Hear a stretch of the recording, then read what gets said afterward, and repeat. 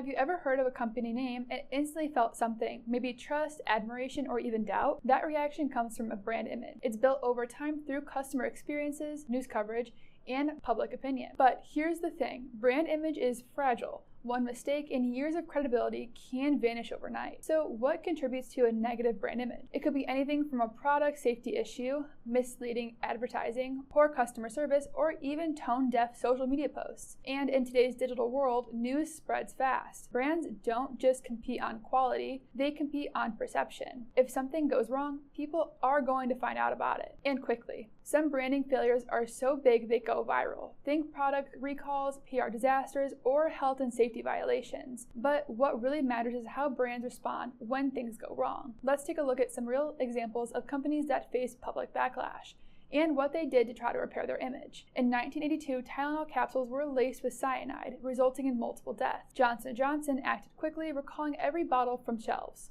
issuing a public warning, and investing over $100 million to rebuild trust. That crisis became a case study in effective crisis management. Years later, the brand fully recovered. On the flip side, Johnson & Johnson also faced backlash over its baby powder, which was linked to asbestos contamination and thousands of lawsuits. The company denied the claims for years, but documents showed they were aware of the risk decades earlier. Although they eventually recalled the products and settled the lawsuits, the damage to the public trust was significant.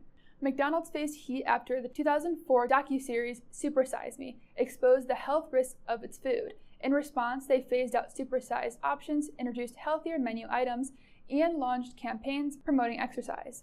It was a smart move to acknowledge the criticism and evolve with consumer expectations. Chipotle dealt with multiple E. coli outbreaks across several states, causing a steep decline in customer confidence. They launched new food safety measures and launched the For Real campaign, which highlighted their commitment to fresh and simple ingredients. They even created a second Instagram account to educate customers about what's in their food. Then there's Samsung. Their Galaxy Note 7 phone started catching fire due to battery issues.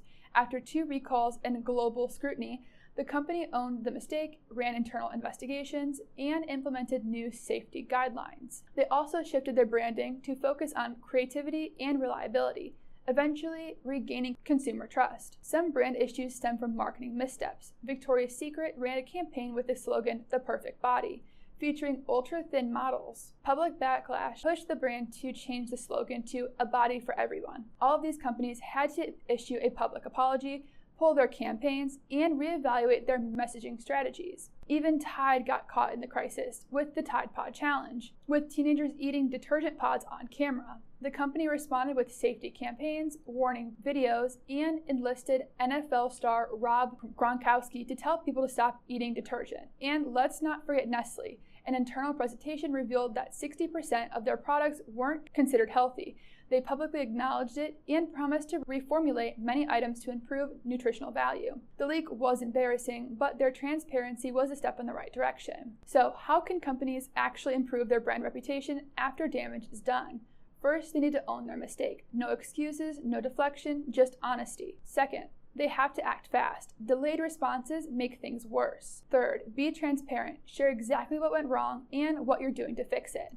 Then actually make the changes, whether that's reformulating a product, revamping marketing, or changing internal processes. Finally, stay consistent. Trust isn't won back overnight, but long-term commitment to doing the right thing is what makes recovery possible. In the end, every brand faces its challenges. Mistakes happen, but what separates the companies that bounce back from the ones that don't is how they respond when the time matters the most. The companies we talked about today didn't just fix the issue, they reminded the customers why they trust them in the first place. And that's how you turn a PR crisis into a major comeback.